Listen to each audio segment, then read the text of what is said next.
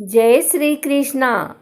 आइए जानते हैं रमा एकादशी व्रत का पारण कब है, शुभ मुहूर्त, पारण की विधि एवं पारण में सबसे पहले क्या खाएं। हिंदू धर्म में एकादशी व्रत को सभी व्रतों में श्रेष्ठ माना गया है। मान्यता है कि एकादशी का व्रत सभी मनोकामनाओं को पूर्ण करता है। इसके साथ ही एकादशी का व्रत पापों से भी मुक्ति दिलाता है। एकादशी का व्रत सबसे कठिन व्रतों में से एक माना गया है। इस व्रत की तैयारी एकादशी तिथि के आरंभ से शुरू हो जाती है। उदय तिथि को एकादशी का व्रत रखा जाता है। एकादशी के व्रत को खोलने को पारण कहा जाता है। द्वादशी तिथि के समय में व्रत खोलना व्रत का पारण करना होता है। एकादशी के व्रत का पारण सदैव सूर्योदय के बाद ही किया जाता है। शास्त्रों में लिखा है कि एकादशी व्रत का पारण द्वादशी तिथि समाप्त होने से पहले ही कर लेना चाहिए। मान्यता है कि अगर व्रत का पारण द्वादशी तिथि के बाद किया जाता है तो उसे पाप लगता है। व्रत पारण का शुभ समय 2 नवंबर मंगलवार को सुबह 6:39 से सुबह 8:56 तक है। इस व्रत के पारण में कुछ विशेष चीज़ों का प्रयोग करने से आपको व्रत का संपूर्ण फल प्राप्त होगा और देवतागण भी प्रसन्न होते हैं। आइए जानते हैं क्या है वे चीज़ें।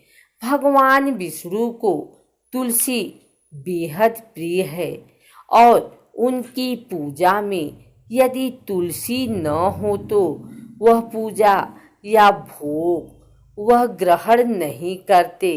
इसलिए भगवान विष्णु के किसी भी व्रत में तुलसी का प्रयोग जरूर करें। और एकादशी व्रत के पारण के लिए भी आप तुलसी पत्र को अपने मुख में डालकर पारण कर सकते हैं। आंवले के पेड़ पर भगवान विष्णु का वास होता है, इसलिए आंवला का भी विशेष महत्व होता है। एकादशी व्रत का पारण आंवला खाकर करने से अखंड सौभाग्य, आरोग्य और संतान सुख की प्राप्ति होती है। एकादशी व्रत के पारण पर चावल जरूर खाना चाहिए।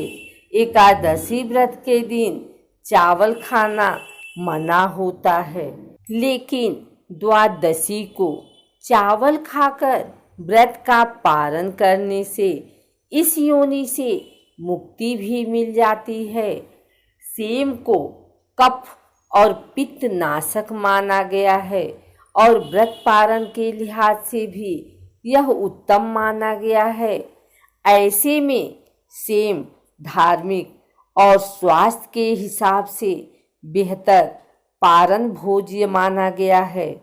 व्रत पारण में जो भी भोजन पकाया जाता है उसमें घी का प्रयोग करना चाहिए। गाय के शुद्ध घी से ही व्रत के पारण का भोजन बनाना चाहिए। घी को सबसे शुद्ध पदार्थ माना गया है और ये सेहत के लिए भी अच्छा होता है। पारण करते समय कुछ चीज़ों का प्रयोग भोजन में भूल कर भी नहीं करना चाहिए। मूली, बैगन, साग, मसूर दाल, लहसुन, प्याज आदि का पारण में प्रयोग निषेध है।